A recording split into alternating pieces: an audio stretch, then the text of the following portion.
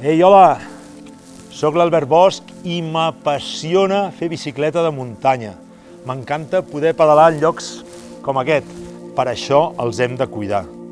I si llavors vull fer competició o curses, em toca anar als llocs indicats.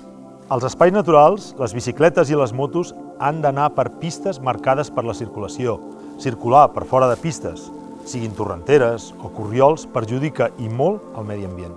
De fet, circular en bicicleta o en moto per molts d'aquests espais no està permès. Aquesta pràctica malmet la vegetació, destorba els animals i erosiona els camins.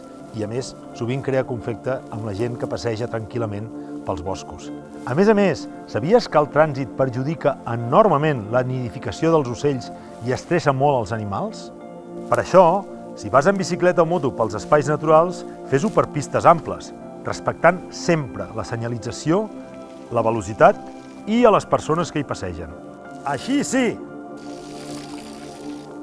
I recorda, entra al web espaisnaturals.cat abans d'anar a la natura i fes cas de totes les recomanacions i normatives de cada espai natural.